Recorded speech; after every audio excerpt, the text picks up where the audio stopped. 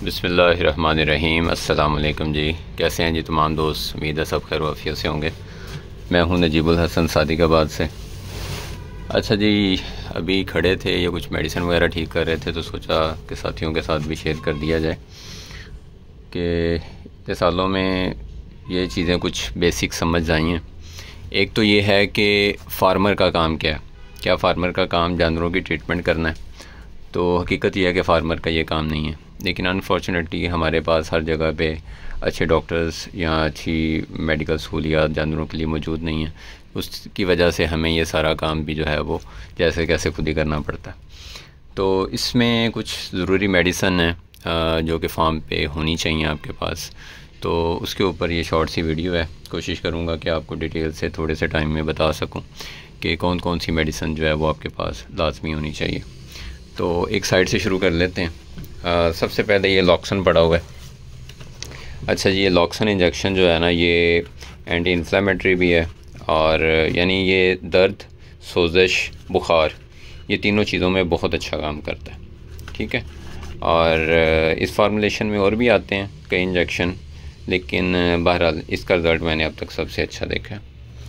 अच्छा जी, उसके बाद जो ज़रूरी है मैं वो आपको बता रहा हूँ।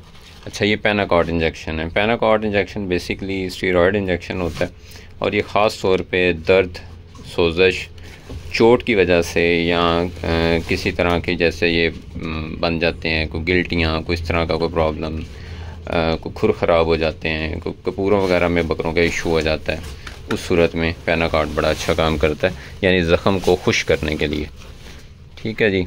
ये सेलमोक्सेल है, ये हम इस्तेमाल करते हैं। एक वीडियो मैंने अपलोड की थी जो हवाने में जानवरों के प्रॉब्लम आ जाता है, मिस्टेटस आ जाता है। एक ये, इसके साथ मार्बोफ्लॉक्स और सिलोनम भी एंटीबायोटिक है। तो ये तीन का कम्बिनेशन है। ठीक है जी। बाकी ये प्रोजेस्टान है। प्रोजेस्टान में रूटीन में यूज़ नहीं करता, कुछ फार्मर हज़रात करते हैं गबन बकरियों में, लेकिन मुझे लगता है कि हार्मोनल इंजेक्शन है तो ये रूटीन में नहीं, हस्बे ज़रूरत होना चाहिए। अगर आपको लगे कि आपका कोई जानवर ऐसा है कि जिसको ज़रूरत है तो उसमें इस्तेमाल करना चाहिए। अच्छा जी, ये आ गया आपका हैपागार्ड।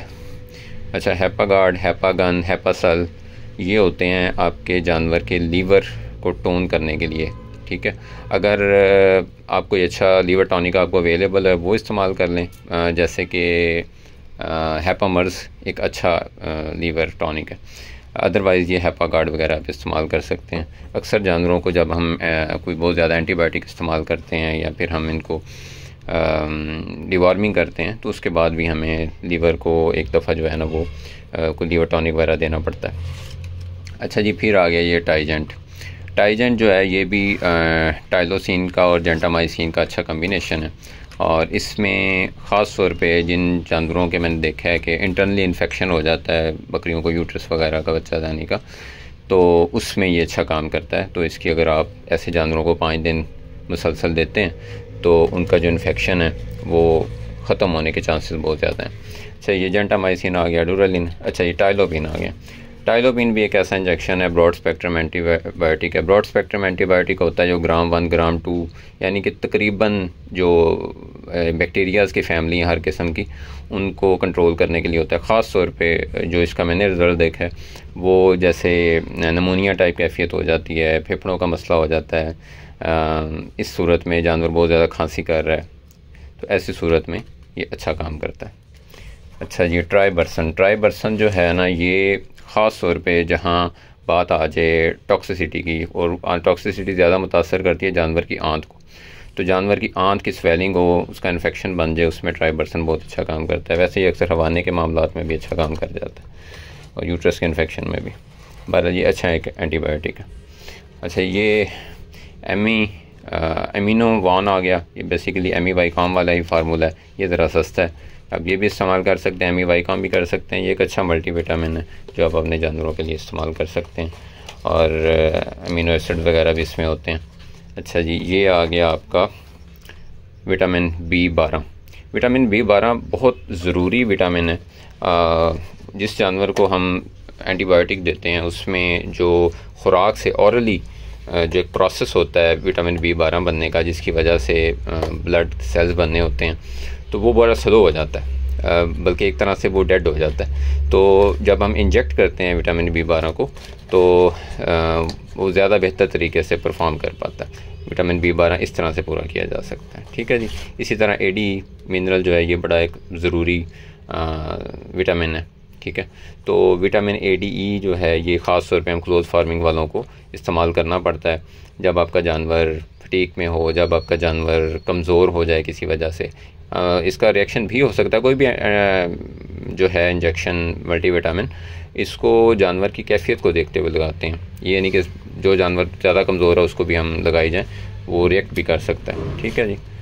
तो V सेल इंजेक्शन आ गया, ये सोडियम सेलेनाइड विटामिन E है, और ये बेसिकली मल्टीविटामिन ही है जिस जानवर को जिस चीज़ की कमी हो इस विटामिन की।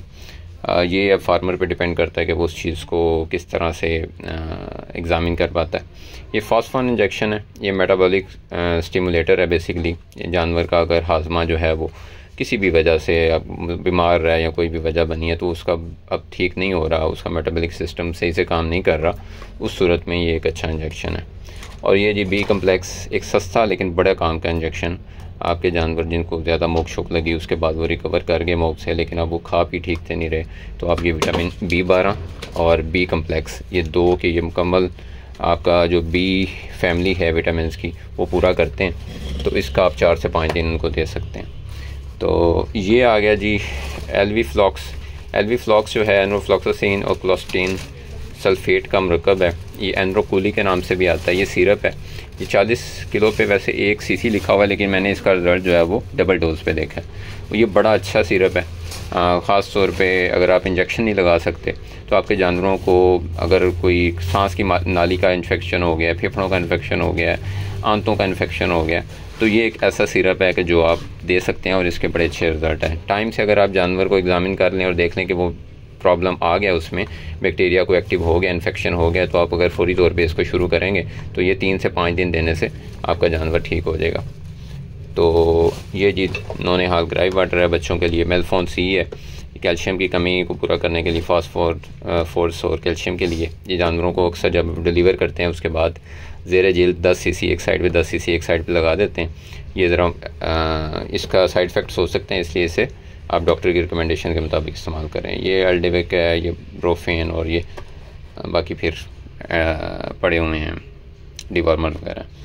तो एक ये आमतौर पे आपको सलाइन एलेचरी मिल जाती है मुख्तलिफ़ कंपनियों की, ये खांसी फ्लू वगैरह में आप जानवरों को दे सकते हैं।